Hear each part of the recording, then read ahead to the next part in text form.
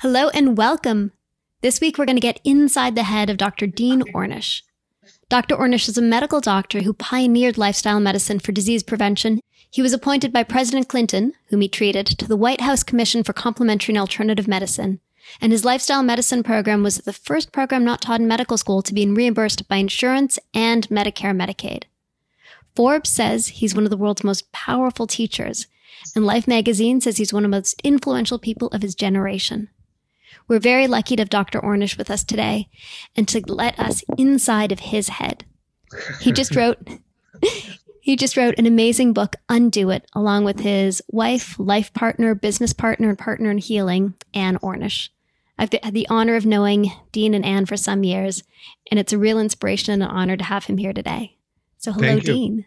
Well, right back at you. I am inspired by your work as well. And to me, awareness is always the first step in healing. So thank you for giving me this opportunity to raise awareness. Thank you for sharing what's inside your head with all of us. So the first question is, can you just describe what lifestyle medicine is? What does it mean and how do you implement it? Yeah, good question. Lifestyle medicine is a field that I helped create by doing 40 years of research showing how powerful lifestyle changes can be, not only in helping to prevent disease, but even to treat it and often reverse it, sometimes in collaboration with drugs and surgery and sometimes as an alternative to them. So lifestyle medicine, to me, is the most exciting field of medicine today. It's using lifestyle changes to actually reverse the progression of disease. And, you know, the more diseases we look at and the more underlying biological mechanisms we study, the more reasons we have to explain why these simple changes are so powerful and how quickly people can get better in ways we can actually measure. So what are some of these simple changes? Well, one of the reasons we wrote the book was to make it radically simple, following the example of someone like Steve Jobs, who, in presenting the iPhone, you know, it's got all this complex technology underneath it, but the interface is so intuitive that even my 2-year-old can figure it out without having to read an owner's manual. And it begins with a quote from Albert Einstein that says, if you can't make it simple, you don't understand it well enough. And having been doing this work now for 40 years, it's been my life's work. I said, let's just reduce it down to its essence. And so the essence is eat well, move more, stress less, love more. Boom, that's it. And everything else is really commentary. Well, that sounds really easy. So if I just eat well, stress less, have lots of love in my life, and exercise, I'll be hunky-dory? Well, chances are you will, actually. We found that a whole foods plant-based diet that's naturally low in sugar and fat, moderate like fruits, vegetables, whole grains, legumes, soy products in their natural unrefined form, moderate exercise, you know, walking a half an hour a day along with a little bit of strength training and stretching, various stress management techniques, including meditation and simple yoga-based stretching and exercise and breathing techniques, and love more, spending more time with your loved ones and your friends and family. The more diseases we study, the more evidence we have that these things really work, not only to help prevent disease, which we all know, but I think what makes this really unique, it can actually reverse them. And the unifying theory that I'm putting forth in this new book, which is a little radical, is that although I was trained, like most doctors, to view heart disease and diabetes and prostate cancer and high blood pressure and high cholesterol and obesity and Alzheimer's disease as being fundamentally different from each other, that they're really not, that they're different expressions of the same underlying biological mechanisms, things like chronic inflammation, oxidative stress, changes in angiogenesis, in the microbiome, in gene expression, in telomeres, and in apoptosis and other things like that. And in turn, each one of these mechanisms is directly influenced by what we eat, how we respond to stress, how much exercise we get, and how much love and support we have. And so although there's a lot of talk about personalized medicine and personalized this, I mean, if you're talking about a targeted immunotherapy for a particular type of pancreatic cancer or melanoma, that's awesome. But for the vast majority of chronic diseases in our 40 years of research, it wasn't like there was one set of diet and lifestyle recommendations for reversing heart disease and a different one for reversing prostate cancer or diabetes or whatever. It was the same for all of them. And again, it's because they all share the same underlying mechanisms. It also helps explain why so many people have so many of these diseases at the same time. Many times people will have high cholesterol, high blood pressure, they'll be overweight, they'll have heart disease, because it's not like they have 4 different diseases. It's really the same disease manifesting in different ways. And so the net of that is it's very simple to do this. So, and it also helps explain why in countries like in China or other countries in Asia 50 or 60 years ago, they had a fraction of these chronic diseases that we have in this country. But it's not like their genes are different. When they, start to import our way of eating, they start to eat like us and live like us, they all too often die like us. Or if they come here, they start to have the same chronic diseases that we do. And so it's, again, something we can actually do something about, not to blame, but to empower, to really help people transform their lives for the better. So this is fascinating. Most of the disease that we have stems essentially from eating poorly, not moving, and not having loving connection and being too stressed. That's right. And also we found that, after doing this work for 40 years, I think that this is finally the right idea at the right time. Because on the one hand, for example, 8 randomized trials have shown that in men and women who have coronary heart disease and they're stable, stents and angioplasties really don't work. They don't prolong life. They don't prevent heart attacks. They don't reduce angina. We spend, tens of billions of dollars each year for this operation that's really not effective, dangerous, expensive, and ineffective. If you look at type 2 diabetes, the studies are showing that getting your blood sugar down with drugs doesn't help prevent the horrible complications of type 2 diabetes, blindness and kidney failure and amputations and heart attacks and strokes and impotence and so on. But if you get it down with diet and lifestyle, you can generally prevent and often, not have these horrible side effects anymore. And in the case of men with early stage prostate cancer, there have now been 2 randomized trials in the New England Journal of Medicine, and they showed that men with early stage prostate cancer who did nothing after 10 years lived as long as those who had surgery or radiation, except these treatments often maim guys in the most personal ways. They're often either impotent or incontinent or both, for no real benefit at huge economic and huge personal costs. And it turns out that maybe 1 out of 49 men has a really aggressive form of early stage prostate cancer and really does benefit from the surgery or radiation, but the rest don't. And yet if the only choice is between doing nothing, watchful waiting, or doing something, most guys who know they have a tumor growing or want to, quote, do something about it, even if the treatment is worse than the disease. And Dr. Peter Carroll, the chair of urology at UCSF, with whom I collaborated on this study, who's, I think, probably the most outstanding urologist on the planet now, has found algorithms to help identify who is that 1 out of 49 men who really benefits from surgery so they can have that or radiation. But for the other 48, instead of, well, just go home and, we'll monitor you and we'll tell you when you're getting worse, to say, here's an active intervention that we found in a randomized controlled trial along with Dr. Carroll and Dr. Bill Fair when he was the chair of urology at Memorial Sloan Kettering Cancer Center in New York, that could actually slow, stop, and even reverse the progression of men with early stage prostate cancer.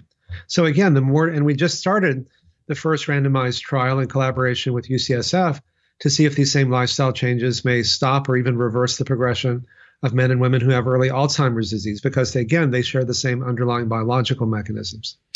Let's take a moment to dive into the underlying biological mechanisms, and then I want to get into what your prescriptions, quote unquote, are. So Sure. Let's talk about these mechanisms that are common amongst each of these disease cases.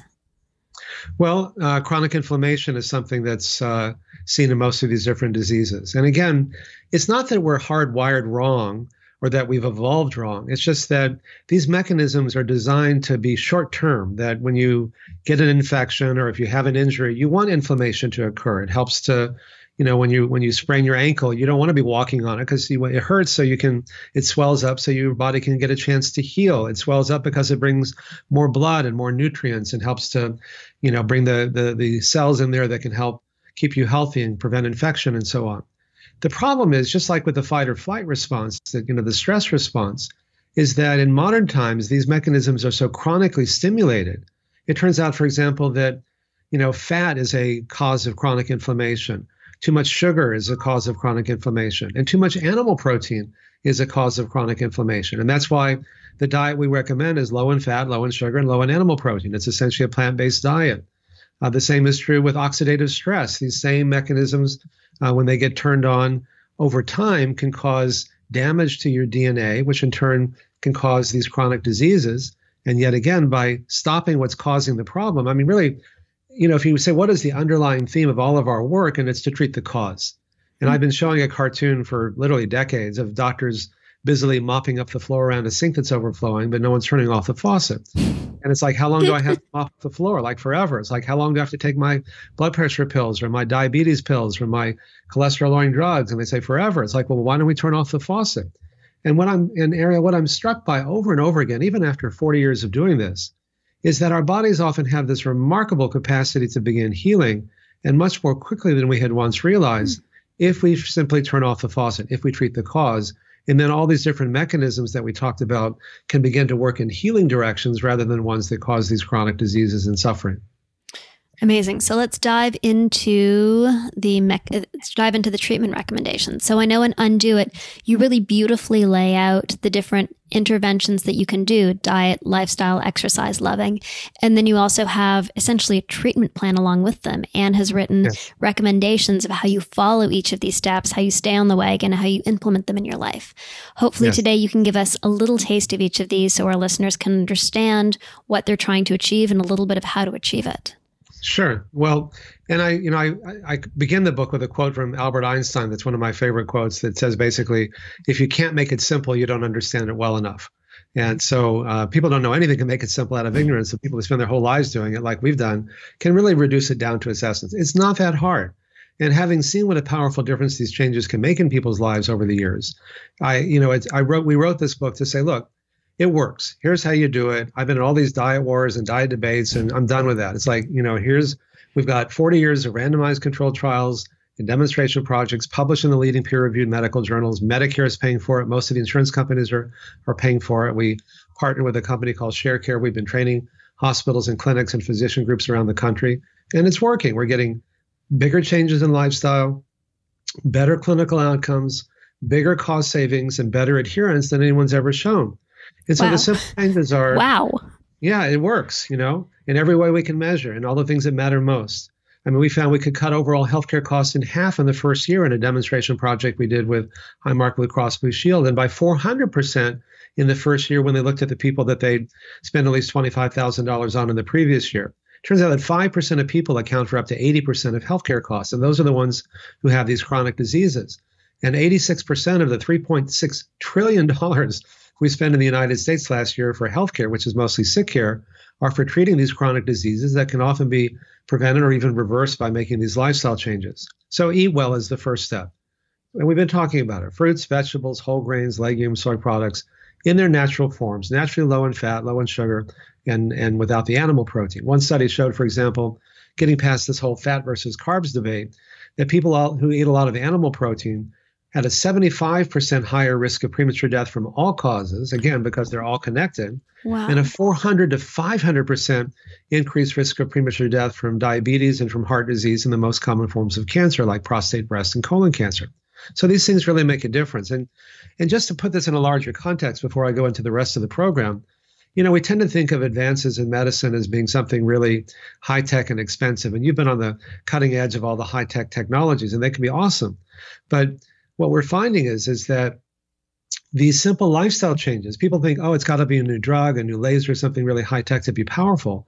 And I think our unique contribution has been to use these very high-tech, expensive, state-of-the-art scientific measures to prove how powerful these very simple and low-tech and low-cost interventions can be. So eat well is the first one. So let's stick with eat well for a second, because you said something that I'm sure lots of people's ears are going to perk up to. All the people who are on a high protein, keto type, paleo type diet have just said, what did he just say? Huh? Yeah, I know.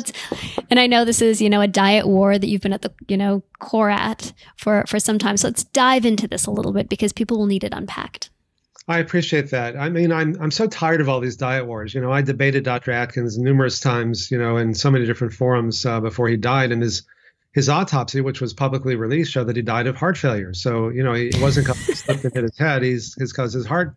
There was an article in the New England Journal of Medicine that Stephen Smith wrote that looked at what happens in arteries on different diets. And on a whole foods plant-based diet, like I recommend, the arteries are clean. On a standard American diet, which has the unfortunate but probably appropriate acronym of SAD, they're partially clogged. And on Atkins, keto, paleo, whatever the latest version of that is, they're significantly clogged, even if they lose weight, even if their cholesterol levels come down. And so that's why our approach, what sets it off apart from all these others, is that we have the science. We have the only randomized trials showing that these lifestyle changes can actually reverse heart disease, reverse prostate cancer, reverse other conditions like that. And we publish in the Lancet and the New England Journal of Medicine and JAMA and Circulation and the American Journal of Cardiology and, all the leading peer-reviewed medical journals because it works. That's what sets our work apart. I'd love to be able to tell people that an Atkins, paleo, keto diet, whatever, can, telling people what they want to hear is a great way to sell books and so on. It's just not true. I mean, what makes it so seductive, in some ways dangerous, is that it's based on a half-truth. And the half-truth is that we Americans eat too much sugar and too many refined carbs. No doubt about it. I mean, that's where we all agree. It's where you go from there. What do you replace that with? And replacing those with meat and pork rinds and bacon and sausage, these are not health foods, They will cause you to get sick and die prematurely. Whereas if you replace them with good carbs, fruits and vegetables and whole grains and legumes and soy products, they not only don't make you sick, but they have literally hundreds of thousands of substances that are anti-cancer, anti-heart disease, and even anti-aging properties. Things like phytochemicals, bioflavonoids, carotenoids, retinols, isoflavones, genistein, lycopene, on and on and on, that really are actually protective. And so the reason is when you eat a lot of sugar and white flour, it's like mainlining sugar. Because when you go from whole wheat flour to white flour, from brown rice to white rice, you're removing the fiber and the bran. And the fiber and bran fill you up before you get too many calories. You can only eat so many apples, you're going to get full before you get too many calories. But if you remove all that, you can eat virtually unlimited amounts of sugar without getting full. And because it doesn't have the fiber in there, it gets absorbed immediately into your blood, so your blood sugar spikes. Your pancreas senses that your blood sugar is too high, so it makes insulin to bring it back down, which is good. But it doesn't just go down to where it was. It's kind of like a pendulum. If you hold it to one side, it goes to the other. So your blood sugar gets too low. You get that craving for more, sugar and things like that. It becomes an addictive cycle. And plus, those insulin surges over time cause chronic inflammation and oxidative stress and the very mechanisms that we've been talking about. But then if you say, okay, what can we substitute that with? If you go to brown rice and whole grains and fruits and vegetables in their natural form, because they're rich in fiber, the fiber slows the rate of absorption from your gut into your blood. So instead of getting these spikes and wide swings in blood sugar, you get more of a constant level throughout the day that doesn't cause an insulin response. And so you don't get those chronic stimulation or these mechanisms. And again, because you have hundreds of thousands of protective substances in fruits and vegetables, as opposed to the things in meat that actually cause these conditions, you're getting a double benefit. So what exactly is it in the meat that's causing inflammation? The animal protein itself seems to do that. And it's not entirely clear what aspect of the animal protein causes that. But we know that it's true, that independent of this whole fat versus carbs debate, people who eat a lot of animal protein, particularly red meat, have significantly higher rates of heart disease, prostate cancer, breast cancer, colon cancer, type 2 diabetes, all these major chronic diseases that we're talking about. So I imagine there's lots of listeners right now who are reassessing their diet. Can you? So that's the whole point of our conversation. Okay. So everybody who's now running away saying, uh-oh, I should stop eating my paleo diet, what can you console them with? Well, first of all, people say, well, I lost all this weight on a paleo diet. I said, well, that's great. We actually found the average person in our studies in our randomized trials, lost 24 pounds in the first year, kept half that weight off 5 years later. That's actually even better than Weight Watchers. But we're not focusing on weight. We're focusing on health. And when you do that, everything gets better. I mean, Ariel, there are lots of ways of losing weight. Smoking cigarettes is a really good way of losing weight. Amphetamines is an even better way of losing weight. Chemotherapy is a good way to lose weight. Just because something helps you lose weight doesn't mean it's good for you. What you want is to lose weight in ways that enhance our health rather than mortgage it. Well said. So for anybody who's interested in losing weight, of course, exercise is always an awesome option. But it turns out that exercise is good for a lot more than losing weight. There were a lot of amazing stats in your book. One of my favorite stats was that going for a 25-minute walk each day could add 7 years to your life. It's true. Go ahead. I'm sorry. Oh, no, I was going to quote some more amazing stats. Like going from sedentary to walking can cut premature deaths by 20 to 30%. That's right. I mean, and depression scores go down. I mean, in every way, exercise is one of the most amazing things that you can do.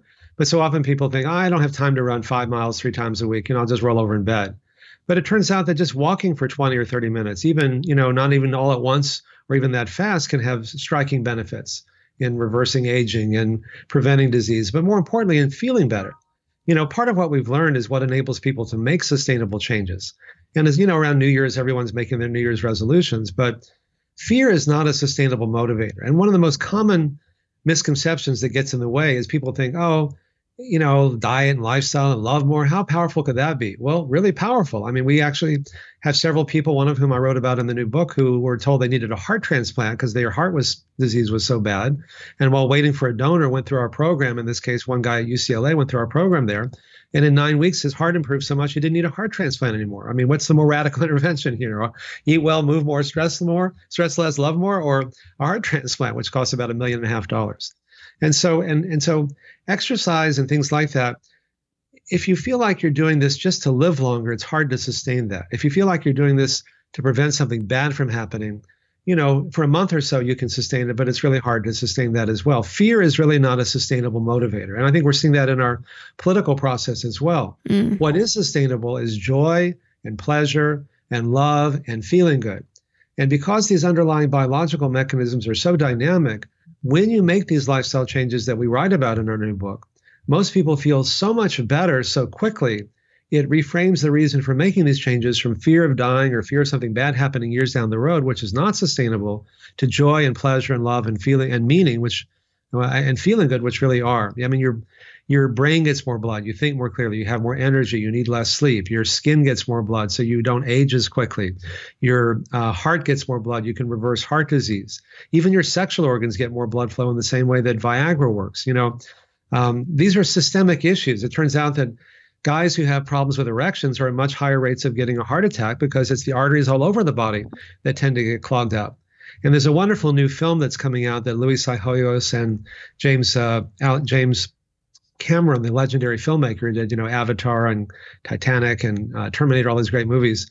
James became a vegan about 8 or 9 years ago, he and his wife Susie, because he's an explorer and he could see the environmental ravages that were going on. So they became ardent environmentalists. And what they realized is that more global warming is caused by eating livestock than all forms of transportation combined.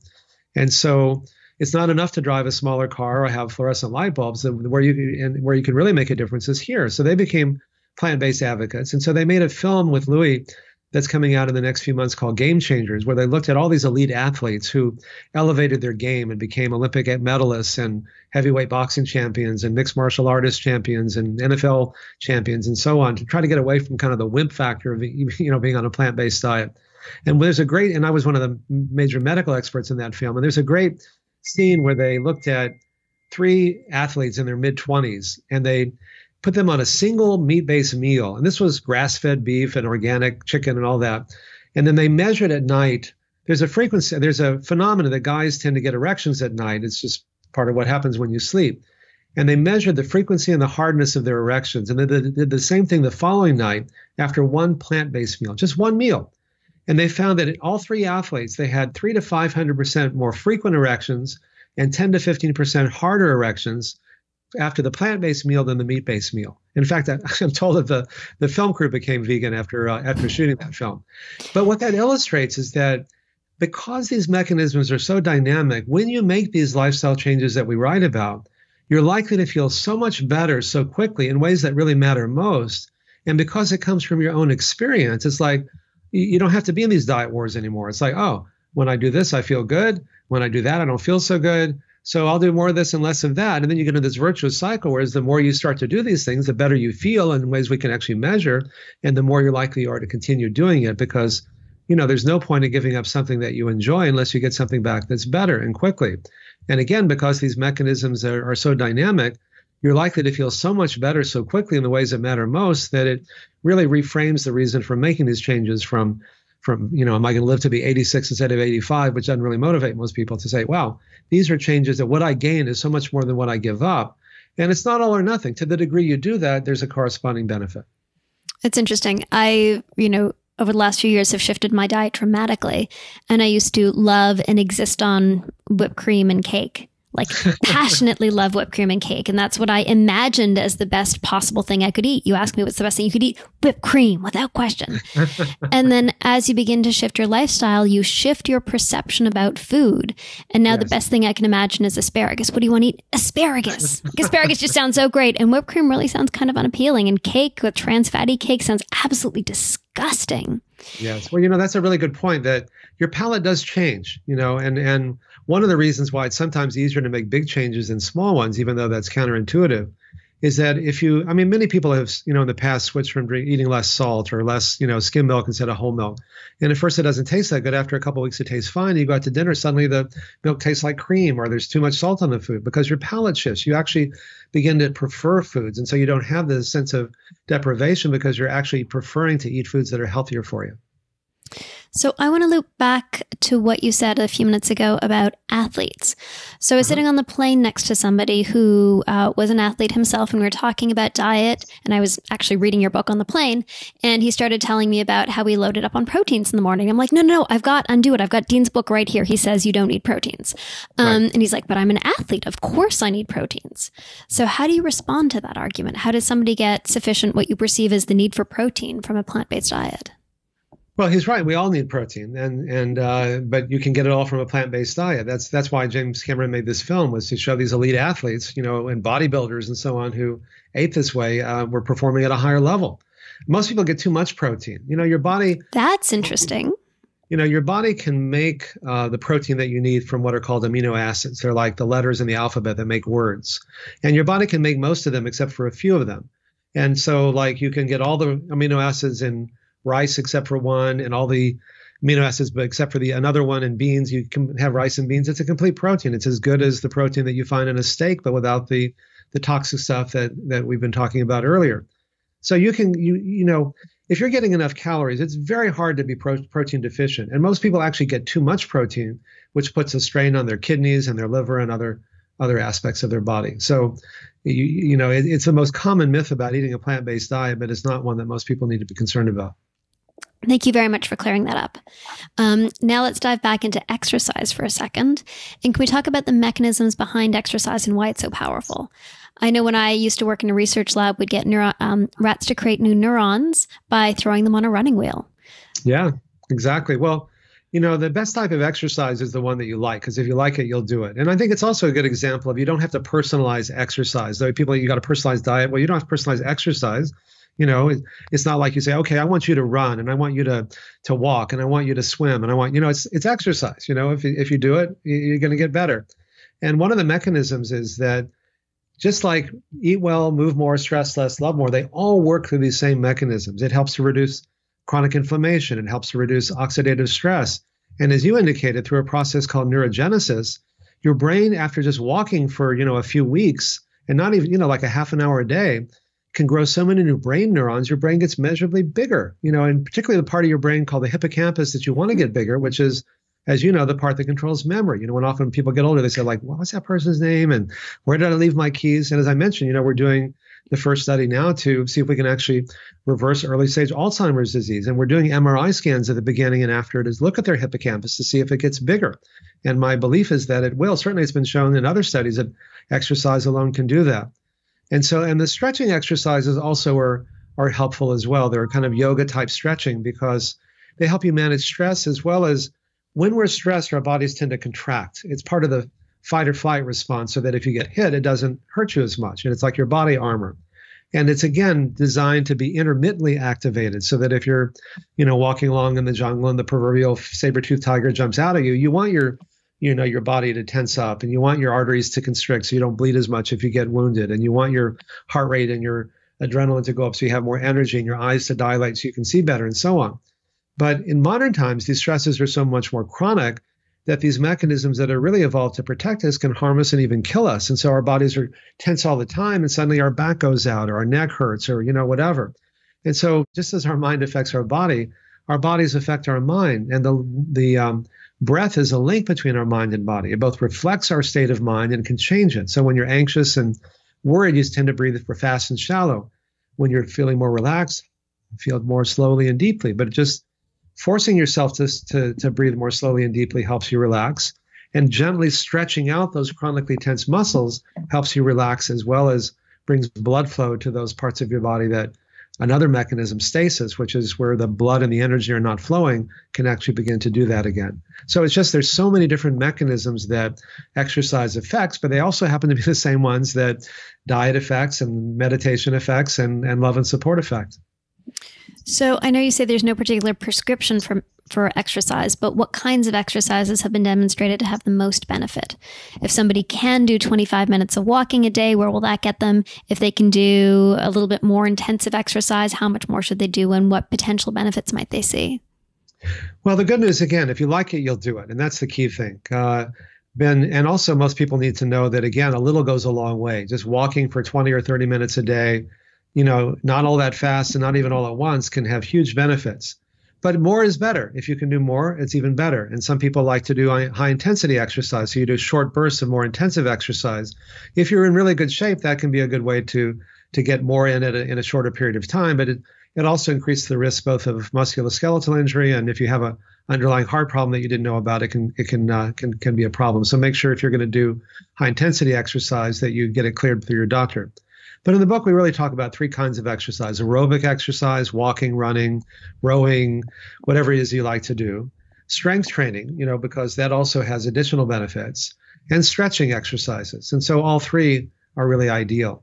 And, the consistency is more important than anything. So just a little every day goes a long way. And if you can build this into your normal routine, then you're much more likely to do it. And it turns out that, sitting is the new smoking. Studies are showing that people who sit for long periods of time increase their risk of premature death almost as much as people who smoke. So something as simple as investing a few bucks, $30 or $40 in a wireless portable phone, or if you're using a cell phone anyway, just walk around your office while you're having a meeting. It can really make a big difference. Or take the stairs instead of the elevator. Or, I used to get annoyed when I couldn't find a parking place near the gym, which I thought that's really ridiculous, So now I park deliberately farther away just because it's easier, it's less stressful, and also I can build the walking into my daily routine. It sounds incredibly simple and actionable. Exactly. That's the whole idea. Simple is good. So we've talked about diet, we've talked about exercise. Now let's turn to stress relief.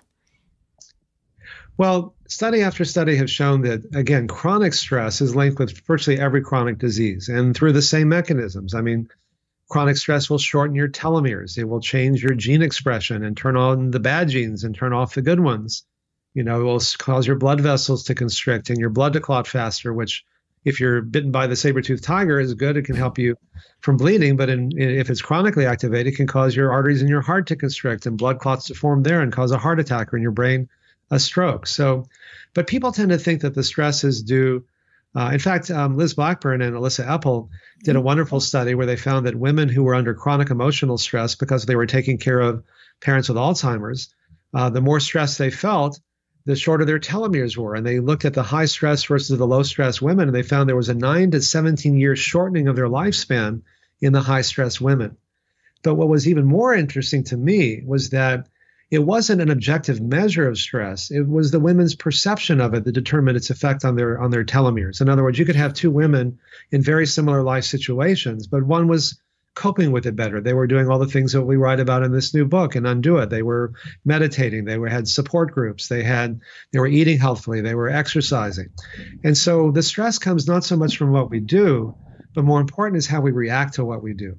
And by practicing these simple meditation and other techniques on a daily basis, even a few minutes a day, we can buffer ourselves from the effects of that stress. People I work with often say things like, I have a short fuse, and I used to have a short fuse and I'd explode easily. And I'd say, well, what about now? Well, I've been doing all this stuff and my fuse is longer. Things don't bother me as much. I can be in the same family, the same job, the same school, the same work environment, and I can function at a higher level because things just roll off my back. They don't bother me the way they once did. In other words, the situation didn't change, but I did. Yeah, one of my favorite studies is the Elizabeth Blackburn study that you mentioned with Elizabeth and Alyssa. And What's amazing about that study is it really talks about the relationship between the mind and the body in a way that nobody else had so clearly articulated it. And she recognized that merely a shift in perspective, in your perspective of seeing a situation negatively versus positively, was enough to change your cellular milieu, was enough to cause a negative downstream interaction in your cells. And we always, hear this, one might think airy-fairy, oh, well, you can imagine being better and you will be, or you can think it and you will feel it. And she, for one of the first times, demonstrated the real physiological connection between your thoughts and your body's reactions. Well, that's exactly right. And when I saw that study, I went out to lunch with Dr. Blackburn and with Elizabeth Blackburn and Alyssa Epple. And I said, if bad things make your telomeres shorter, maybe good things make them longer, And one of the things about being a Nobel Prize winner like Dr. Blackburn is that she's used to thinking outside the box. And this was a very different way of thinking than a molecular biologist is used to thinking about. But to her credit, she said, okay, let's do it. And so that's what we found, that in just 3 months, we found that the telomerase, the enzyme that repairs and lengthens telomeres, increased by a third, by 30%.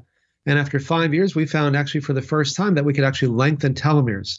And when we published this, the Lancet, one of the premier international medical journals, sent out a press release, called it Reversing Aging at a Cellular Level, just by changing our lifestyle. If a new drug came out, drug X, that could, reverse aging by lengthening telomeres, turn on your good genes. We published a paper with Craig Venter, who was the first, as you know, to decode the human genome. And we found that we could over 500 genes were changed in just 3 months, turning on the genes that keep us healthy, turning off the genes that cause all these different mechanisms we've been talking about that cause us to get sick. In just 3 months. I was taught when I was in medical school, which wasn't that long ago, that, the only way to change your genes is to change your parents, which obviously is impossible. And so our genes are not our fate. I've been working with Bill Clinton since he was president, starting in 1993. And 8 or 9 years ago, I quote a story in the new book that his bypasses clogged up, and one of his cardiologists held a press conference that, it was all in his genes, and his diet and lifestyle had nothing to do with it.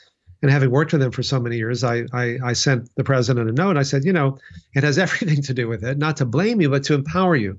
Because if it's all in your genes, then you're a victim. You're not a victim. You're one of the most powerful guys in the world. And so he began making these changes, and he's now been doing it for 9 years. And I think it's especially inspiring, whatever your politics, when a former president of the United States who was known for eating such junk food and not really doing that could really make these changes and stick with it. I think that really sets a great example for everyone, and he's doing quite well because of it. And genes are far from destiny. I recently did a genetic test. I've done many of them. This particular one was from Origin, and it looked at a number of things. It looked at my happiness, and it told me I had one of the top 5% of happiness genes, which I felt good about. I'm like, I know myself to be tuned to be happy. That seems to resonate. Must be all that whipped cream, probably. Totally do the whipped cream. It had looked at addiction, and I was low in addictive tendencies, which I also know about myself. And then it looked at obesity, and it looked at 2 particular genes for obesity, one that encourages your body to sequester fat more effectively, i.e. makes you fatter, and the other one that makes it harder for your body to take fat out of your fat cells. And it turns out that I had both of those genes. Now, you know me, and anybody who doesn't know me, I will hold my wrist to the camera. I weigh about 100 pounds and I'm 5'2", and I've looked like this my entire life. And so I tell the story with, great humor and also great delight in the fact that genes are a great guidepost and we can make what we wish out of them, but they are certainly far from destiny. Absolutely. Our genes are not our fate. And there was a study that was published in the Journal of the AMA by Chris Gardner and his team at Stanford. And they said, let's genetically test people and let's give them a diet that's more personalized to their genes. And what they found was the opposite of what they expected, which was that there was no difference in weight loss between the groups. And so even if you're genetically predisposed to have heart disease, if you're eating a really healthy diet, let's say you can't metabolize dietary fat or cholesterol very efficiently. Well, it just means if you're not eating that much to begin with, it doesn't really matter. That's why whole countries like in Asia 50 or 60 years ago, heart disease was as rare there as malaria is here, because even though they have people with the genes that predispose them to heart disease, they were eating such a healthy diet and exercising and had strong families and social support and ways of managing stress that those genes weren't activated. And so our genes are a predisposition, but our genes, as you say, are not our fate. They're not our destiny. It's very inspiring for anybody who's taken their 23andMe and looks with fear at their APOE levels, or you have BRCA genes. Genes truly aren't destiny. It's funny you mentioned that, because James Watson of Watson and Crick, who was the first to decode DNA structure, was one of the first to have a total genome sequence. And he said, I want to know everything except the ApoE4 gene, the gene that's linked with Alzheimer's. Because why would I want to know if I'm at high risk if there's nothing I can do about it? Because there's something you can do about it. Because now we know there is a lot you can do about it. So let's, again, dig into stress management a little bit further. What are some of the things you recommend? How do you see it playing out in somebody's life? How can they implement it? Well, stretching, breathing, meditation, progressive relaxation, imagery are all various ways of managing stress. I studied with an ecumenical teacher named Swami Satchidananda 1972, so even longer than that, almost 50 years ago. It turned my life around when I was chronically and suicidally depressed. And he liked to make puns, by the way. People say, what are you, a Hindu? He'd say, no, I'm an undo. That's part of where the title of the book came from, as well as my favorite key on the keyboard has always been the undo button. I thought, wouldn't it be nice if we had an undo button in our lives? And now we do. And so when you practice these on a regular basis, a number of good things happen. Let's start with just meditation. Meditation is just the practice of focusing on one thing. And it can be anything. It can be a sound. It can be a phrase. Traditionally the word Om is the one that's used, but, it could be Om, it could be Shalom, Salam, Amen, Amin. These are words that in different cultures have been found to, they literally translate to mean peace, because when you say them, they make you feel peaceful. A mother humming to or father humming to their child, their baby. Even the word one works well. My daughter, my wife Ann does this wonderful meditation on a piece of chocolate. The other thing that happens when you meditate is you can, whether it's food or sex or music or art or massage or anything sensual, when you really focus on it, you enjoy it more fully and you don't need as much of it. You get more pleasure with fewer calories. And I like dark chocolate, so she has this meditation on a piece of chocolate, and our daughter, who also likes to make puns, she's only 9, called it yum instead of om. But anyway, that's another thing. But you just close your eyes and say om or one, if you like, something secular. And then you run out of air, just do it again over and over. That's all it is. Now, what happens is your mind will start to wander. You'll think, oh, why am I doing this? I got 1,000 things to do. Just bring it back over and over. And when you do that, a number of good things happen. First of all, you get better at focusing. And anytime you can focus better, you can perform better. And that's why elite athletes at an Olympic level, they're not that different physically. It's more of a mental game. So they all use meditation and visualization because it gives them a competitive edge. The second thing is that it quiets down our mind and body. So we experience more of an inner sense of peace and joy and well-being. And to realize that's really our natural state. Our whole culture and the advertising industry in particular gives us the message that you get your health, you get your sense of self-worth and self-love by getting stuff from outside of yourself. More money, more power, more beauty, more sex, more accomplishment, whatever. And then people say, gosh, if only I had more of whatever that is, more money, more power, whatever, then I'd feel peaceful, then I'd be happy, then I wouldn't be sick, then people would love me, and then I wouldn't feel so lonely and isolated. Now, what I learned from this Swami is that once you set up that view of the world, however it turns out, you generally feel bad, because until you get it, you feel stressed. If someone else gets it, then you really feel stressed, and it kind of reinforces this misperception that we have a zero-sum game, that the more you get, the less there is for me, and you better get it while you can. But even if we get it, it's seductive, because in the moment, it's like, oh, it's great, I'm happy. But invariably, it's soon followed by either now what? It's never enough. One patient said, I can't even enjoy the view from the mountain I've climbed. I'm already looking over the next one. Or so what? Big deal. It doesn't really provide that lasting sense of meaning. So people say things like, well, the letdown that comes from getting what I thought was going to make me happy and it didn't was so great. I make sure I've got a dozen projects going on at the same time and I can immediately distract myself in that way. But what meditation really does is it quiets down your mind so you can experience more of an inner sense of peace and joy and well-being, and to realize that's really our natural state. And that not being mindful of that, and perhaps the ultimate irony, we end up running after these things that we think are going to bring us that, which we could have already because we already have that if we just stop disturbing it. And so that's where the undo comes from. These things don't bring us a sense of peace, but rather at the end of a meditation, when you're feeling more peaceful, remind yourself that this is our natural state. Again, not to blame, but to empower. Because if it's out there, then everybody who has something I think I need to be happy has power over me. If I'm starting to feel anxious or depressed, which everybody does, including me, I can say, what am I doing that's causing that? What am I thinking is somehow going to bring me something that I could have already if I just stopped doing that?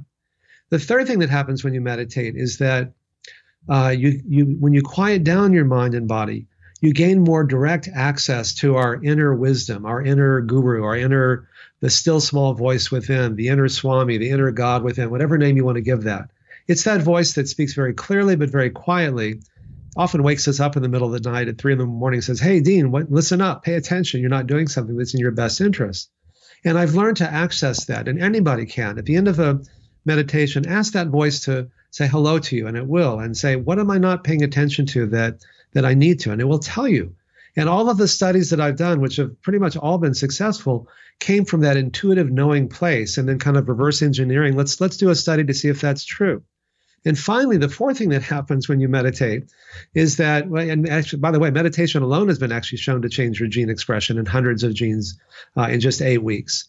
But the other thing that happens is that when you quiet down your mind and body enough, it gives you this expansive state of awareness, this non-dual state, the sense that on one level we're separate. You're you and I'm me, and we can enjoy having this conversation.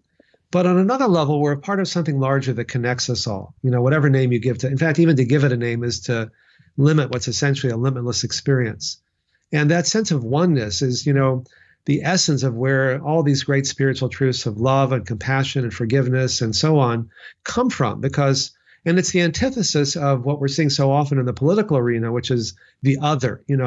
Once I define a group of people as being different than me and only different, separate and only separate, those Mexican rapists, those, whatever, Muslim terrorists, whatever the latest version of that is, that's where suffering to me really begins. Because, we see them as being fundamentally different than ourselves. But what meditation ultimately can do is to bring you that place of love and compassion. And, when Nelson Mandela was released from prison after 26 years and he did his long walk to freedom, he said, "Do you hate your jailers?" He said, "Well, they took away the best years of my life, but if I hate them, then I'm still in prison in my heart." And the one emotion that's been consistently linked with heart disease, in fact, they did a study of 20 million Twitter feeds, and they found that those who had the most anger and hatred in the language of the Twitter feed were at substantially higher risk of heart disease and cancer and most chronic diseases. So these so-called touchy-feely things, I wrote a book years ago that reviewed what were then hundreds and now tens of thousands of studies, many of which we cite in our new book, that people who are lonely and depressed are 3 to 10 times more likely to get sick and die prematurely for pretty much everything when compared to those who have a sense of love and connection and community. And I don't know anything in medicine that has that kind of impact. And that's part of why we've learned of what enables people to make sustainable changes is that, I'd ask people, why do you smoke and overeat and drink too much and work too hard and abuse opioids and play too many video games? These behaviors seem so maladaptive to me. And they'd look at me and they go, "You don't get it, do you? You don't have a clue. These behaviors aren't maladaptive. They're very adaptive because they help us deal with our loneliness, our pain, our depression." There's been a breakdown in social networks in the last 50 years when many people, 50 years ago had an extended family or a neighborhood with 2 or 3 generations of people or a job that felt secure or a church or synagogue or a club they belonged to. And many people don't have any of those things. And the problem is when you're only connected with things like Facebook, it's not a real intimacy. It's in fact, one of the studies that Ann and I cite in our new book is that the more time you spend on Facebook, the more depressed you're likely to be. And why is that? Because it looks like everybody has this perfect life but you. Real intimacy, what we do in our support groups or what happens in an extended family, if you grow up with a group of 2 or 3 generations of people, they don't just know your Facebook profile and your bio sketch and all the nice things about you that we all talk about. They know where your dark side. They know where you messed up. They know where you broke into that store and got arrested, or you broke a window, or whatever it happens to be. And they're still there for you. And there's something really primal about the need for true, authentic intimacy that, is reflected in the fact that, I've had patients say things like, "I've got 20 friends in this pack of cigarettes and they're always there for me," or "Food fills that void," or "Fat coats my nerves and numbs the pain," or "Video games numb the pain," or "Opioids numb the pain." And these are all, we can't just focus on information. We're drowning in information or on behaviors. We need to focus. Our program is really about treating the cause, turning off that faucet. And when we work at that level, then we find that people are much more likely to make and maintain lifestyle choices that are life enhancing because it improves the quality of our lives so much. I've had people say things like having a heart attack or being diagnosed with cancer was the best thing that ever happened to me. And the first time someone said that to me, I said, "What are you, nuts?"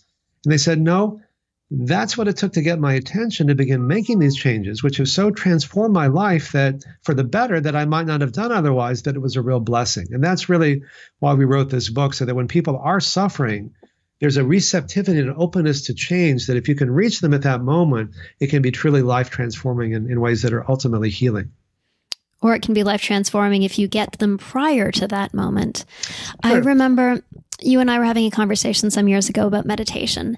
And I said, why do you think meditation works? And I expected you to give an answer like the relaxation response, dilation of the blood vessels, etc. And you gave an answer that I was never expecting from a doctor. And that was love. Yes. And hence the last chapter of your book, chapter 7, deals deeply about love and connection and its ability to sustain our health and improve and enhance our health. And you just talked a little bit about it, but I'm wondering if you can really unpack why from a molecular level, from a biological level, it's so meaningful. There are things called mirror neurons that, in my neurons, if I'm with you, will start to actually mirror the same kinds of phenomenon.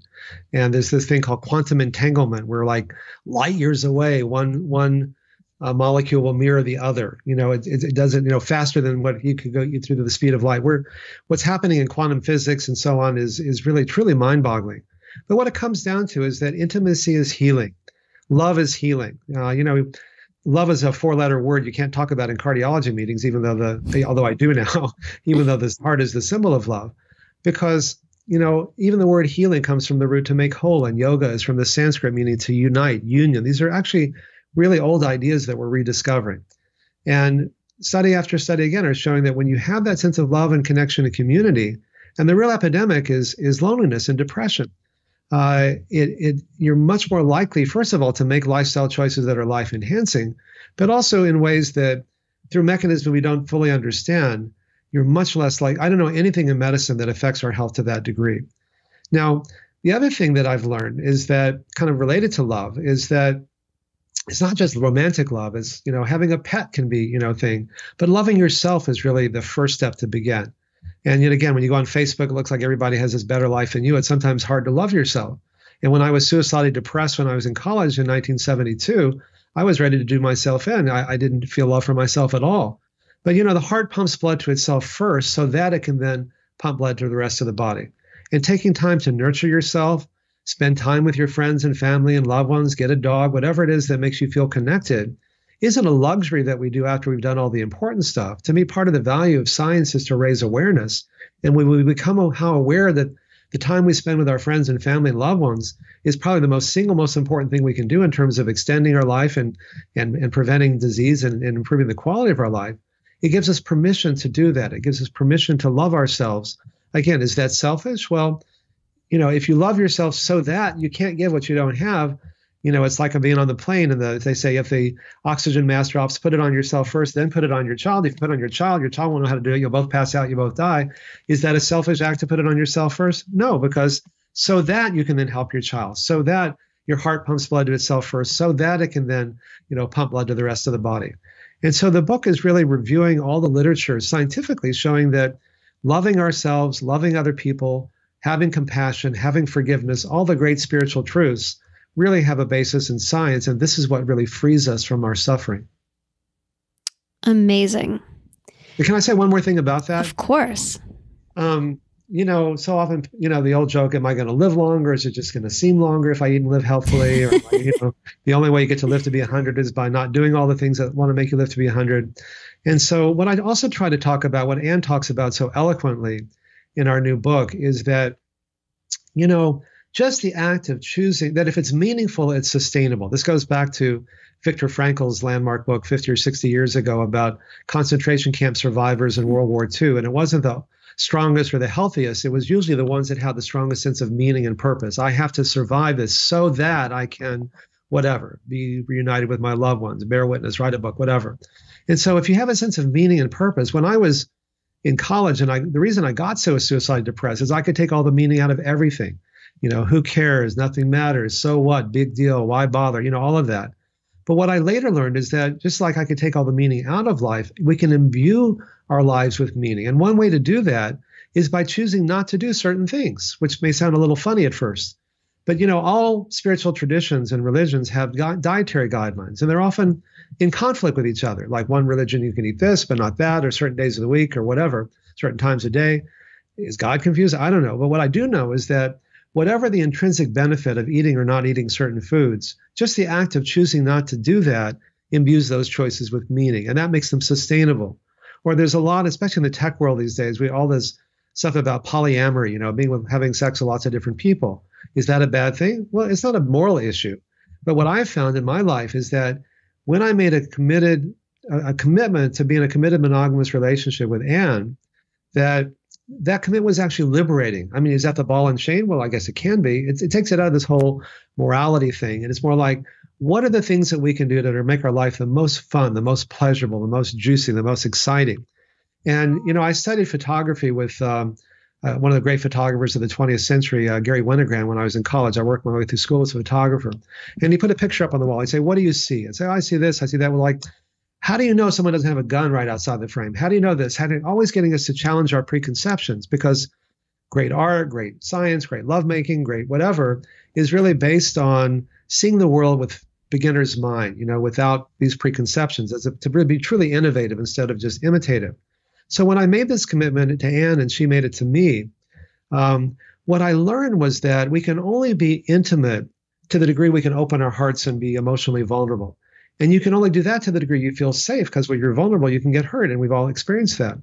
And so the more intimate it is, what I've learned is that the more erotic it becomes. And so when we have a date, we're not trying to recreate something that we've done before, however wonderful that might be. We're saying we trust and love and are committed to each other to such a degree. Let's just go into this with beginner's mind. And we don't know what's going to happen. We're not trying to recreate anything, but let's just open our hearts as wide as we can. And it's a process. We've been together now for over 20 years, and we've been lovers for, 14 of that, 14 years of that. We've been married and so on. And it's still, we feel like we're still just on the threshold of that as much as we've been able to open to each other, we're still learning more and more how to do that. And then we have these amazing, instead of like digging a lot of shallow wells and never drinking water, we dig one deep one and reach the wellspring. And we continue to have the most amazing erotic experiences that I've never even read about, much less experienced, that go far beyond anything I've ever experienced before. And I just want people to know that, again, the whole reason for making these lifestyle changes, including these, is that it makes your life so much more joyful and meaningful and pleasurable in the ways that matter most. And I'm just curious, Ariel, if you're finding that to be true as well in any of these areas. So I've certainly made a lot of changes in my life. I've always lived a very healthy life, but diet was something that I hadn't considered as deeply. Exercise was something I did naturally and passionately. And then I got an injury and stopped considering it. And then I found, when you eat fresh, delicious food, it tastes fresh and delicious. When you meditate and find yourself in the moment, being in the moment is absolutely amazing. Yes. There's, any host of things that you can do when you actively make the choice to change your life that make it better. Yes. And the relationship that you have with Anne, I have my own relationship with my husband and it's wonderful, but in some ways, I aspire to the level of engagement and commitment that you've been able to find with one another. It's really beautiful. Well, it didn't, I've tried a lot of different things. I haven't always been this way, and I've made a lot of mistakes along the way. And if anybody's watching this says, oh, you're not perfect. And I say, absolutely, I've made more mistakes than anybody. But when I decided not to kill myself in 1972, I said, I need to know what this life is really about. And I don't know who to believe or what to think. So I'm going to lead a messy life. I'm going to do a lot of dumb things, but I'm going to learn from them. And it's not going to kill me or permanently injure me or hurt someone else. I'm going to try as many different things as I can. And I have. And a lot of wisdom comes from making mistakes and learning from them. And that's part of what we share in this book. Can you talk a little bit about writing the book with Anne? It's rare that you can have a life partner that is also a business partner and a writing partner and a partner in so many ways. Can you talk a little bit about what she brings to the book and what the collaboration is like? Well, we first began working together when I was looking, 20-something years ago for a web designer, web producer. This was in like 1989, 1990. And she was referred to me. And so we worked together for 8 years before we became lovers. And she did our website and all the various different things. And then later she developed, Medicare is covering my program. So we're training hospitals and clinics and physician groups around the country and really creating a whole new paradigm of healthcare because now it's reimbursable, which makes it sustainable. She developed the whole learning management system. All of the, Medicare is paying for 72 hours of training. Most of the other insurance companies are as well. And so people come for 4 hours twice a week for 9 weeks. And they get an hour of exercise, an hour of meditation and yoga. I mean, who would have thought Medicare would be paying for that? Yes. An hour of support group and an hour of a group meal with a lecture. And so Anne took our whole program and put it into 72 modules through a learning management system. So they all have the PowerPoint slides, the lecture notes, all the things related to that. It's brilliant. It's absolutely brilliant. And so for me, one of the reasons why I'm so glad to have this co-authorship is that it allows her to kind of get the public recognition of what she's been doing all along. And because we were best friends for 8 years and then became lovers, it was like, oh, there's a certain respect and intimacy that comes from only being in a non-love relationship in that way, so that when we finally became that way, it just was deepening it even further. And working on the book was a real joy. I mean, the only fight we actually really had was in the love chapter, which the irony lost on us at the time.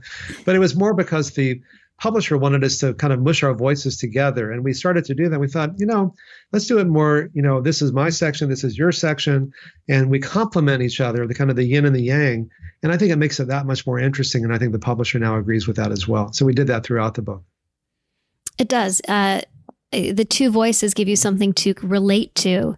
And you can say, okay, I understand Dean in this way, I understand Anne in this way. Anne makes you feel very cared for and loved. Like the way that she explains the exercises are so gentle. She's sort of just holding the space for you in the book to do them. It's really beautiful. That's true. Well, she makes everything around her beautiful. Even me, I've never felt beautiful before. It's one of her superpowers. And also by saying, this is your voice, this is my voice, then I didn't need her to change her voice, and to make it sound more like mine or vice versa. We could just each, express ourselves fully. And I think that works to everyone's advantage. Do you have any good tips for a loving relationship?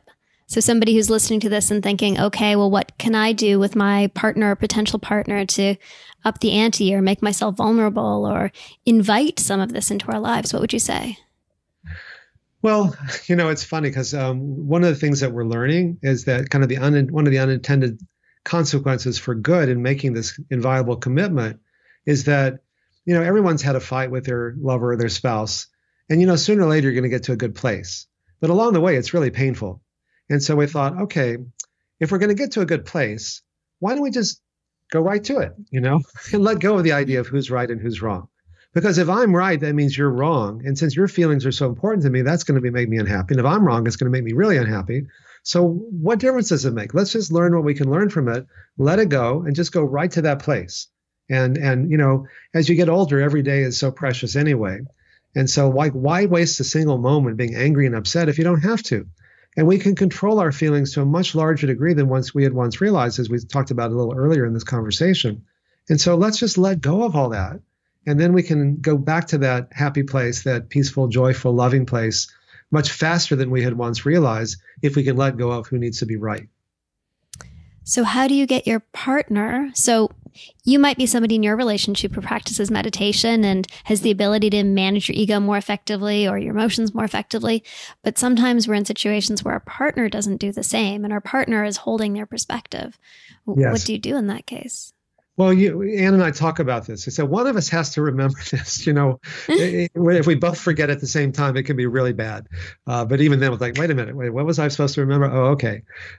Jim Billings is a psychologist that I worked with for many years before he passed. And he would say things like, remember what you need to remember when you need to remember it. And so this is one of the key things to remember. And if we can kind of get back to that place, the pain is, the Swami that I studied with years ago, he'd say, look, if you're holding onto a hot stove, you don't have to, or hot pan from off a stove, you don't have to say, well, gee, I wonder if I should hold on to this or not. You let it go. The pain is there for a reason. The pain is to get our attention, to say, hey, listen up, pay attention, whether it's physical pain or emotional pain or often both, is to say, listen up. You don't have to suffer as much as you are. You have other choices. And that's part of why we wrote this book, was not to blame, but to empower. If it's them, what can I do? If it's me, I can do something about that. So if I'm always trying to get Anne to change, that's a losing battle. If I can say, what can I do to let go of all this stuff and be a good example, then, everything transforms. What can I do to let go of this stuff and to be the best example? I'm remembering. I'm seeding it deep in my mind. So at those moments when I critically need it, that thought can pop up, and that physiological response to like, I can just let go. My ego doesn't need to defend. It's okay. I can be completely wrong. That's where meditation can be helpful. Some people smoke pot, some people meditate, whatever you do to kind of learn to let go of that so you can really just be fully present in the moment, because the present is all we have. The past, you can get stuck in you did that and you didn't do this and you shouldn't have done this, you should have done this, or I want you to do this, it's more this. Now, we also teach people how to communicate in ways that are effective. And it turns out that our feelings really connect us. Now, people say, your program's so touchy-feely, you live in California, it's an altered state, all that kind of stuff. And I used to get really defensive and say, no, look at our quantitative arteriograms and our cardiac positron emission tomography and our radionuclide ventricular, blah, blah, blah. And one day I said, it is touchy-feely. That's what makes it work so well. We are touchy-feely creatures. We're creatures of community. That's how we've evolved as a species, was to learn to take care of each other. And so it's our feelings that really connect us. So if I were to say to you, Ariel, let's do a little experiment. Close your eyes for a minute. How does it feel when I say the following? Ariel, I think you're a jerk and I think you're wrong. Now open your eyes. How did that feel? It's funny, even though I know you are totally doing an experiment and I know you don't feel that way about me, it feels bad and I kind of want to cry. I feel the sensation of sadness rising in my throat. Yeah, isn't that amazing? Even though you know that. It's even though I know it's completely false. Yeah, but it's a visceral response. Yep. Now, and it tends to, and so you feel attacked, right? Obviously. Now, when people feel attacked or criticized or judged, they generally have one of two responses. They want to either, no, I'm not a jerk, you're a jerk, and they attack back, or they withdraw, okay? And now if intimacy is really healing, that takes us, either way, it takes us in the wrong direction, right? Now, close your eyes again. Let me try something different. Please, I need some remediation here. Okay, tell me how this feels. I feel angry and I feel upset. Open your eyes. Same or different? Totally different. It had nothing to do with me. Okay, well, what did it feel like? What did you want? What would you mind? If this were real life, what might have happened? Well, the first thing I felt was clear because it was not, I didn't feel bad. And then as you said it, my curiosity got piqued. I wondered why you were angry. I wondered why you were upset. I wanted to open my eyes and query you. I wanted to engage with you and I want to help. It engages you. It brings you closer to me. So it's not about making nice or the power of positive thinking. These are, quote, negative emotions. I'm angry, I'm upset, and yet it brings you closer to me. Yeah. The difference is the first, I think you are blank blank, is a thought and a judgment, and thoughts separate us. And I make my living thinking. So I like to think. I do that pretty well. But it's our feelings that connect us. Maya Angelou famously once said, people won't remember what you said. They'll remember how you made them feel. And there's a lot of truth to that, a lot of wisdom to that. But if I say I feel angry or I feel upset, it's actually making me vulnerable. I'm sharing with you. I'm opening my heart to you a little bit. It brings you in. And then you say, well, why are you feeling that way? Now we can talk about that in ways that can be ultimately very healing. So our support groups are really based on this very simple idea. We start with a group of people sitting in a circle. We go around and say, what are you feeling? Like everyone just go around, just close your eyes for a second. Just pay attention to what you're feeling. And then we'll take turns. Everybody will share that. So we'll say, well, I'm interested in learning more about that. Why are you feeling that way? And someone might say, well, I may look like the perfect father, but my kid's on drugs, or I may look like I'm successful, but I'm really not, or whatever it happens to be. And someone else can say, gosh, my kid's got problems too. And suddenly you don't feel so much isolation and shame and guilt and loneliness and depression, which are really so many of the underlying causes of why people overeat and drink too much and work too hard and do these things. And so it's the part of our work, the love more part, that people often have the most apprehension or curiosity or like, how important could that be? And yet when people actually go through our program, it's almost invariably the most meaningful and the most powerful part of what we do. Well, thank you very much for helping us love more and making it okay and making it safe and making it scientifically validated. Thank you for scientifically validating love for all of us. It gives permission. Thank you. I'm also wondering, we know that meditation is an amazing tool to help you manage your thoughts and help you love more. What are your thoughts on meditation devices like Muse? Well, as you know, I'm on the advisory board of Muse, and I think that's because what you're doing is helpful. And technology can be a really powerful bridge for people, especially those people who think, the mind doesn't really affect the body. I remember when I was doing my residency at the Massachusetts General Hospital at Harvard, and one of the gods of medicine who wrote the textbook came over and he said, "Dean, you really think the mind affects the body? What a stupid idea." And I looked at him, I said, "Excuse me, sir, have you ever had an erection?" I mean, the idea that the mind affects the body is like, it's so obvious to me, and yet it was still considered radical at the time. And still a lot of people don't really believe that. And so part of what the Muse technology does is it gives people the direct feedback of, oh, when I think certain ways or when I meditate, my markers get better, my brain waves change, my blood pressure changes, all these things that really make a difference. You can actually see that, and that can then help you, provide you the feedback to go into deeper and deeper states of meditation. You don't need that to meditate, but it can be a great tool for people who do. Awesome. I don't know if you got a chance to look at Muse 2, but we now have real-time feedback on the heart, the breath, and the body. So we have breath exercises. And as you breathe, you actually learn to control your inhales and elongate your exhales. You see the impact that it has on your heart, because as you breathe in, your heart rate increases. As you breathe out, your heart rate decreases.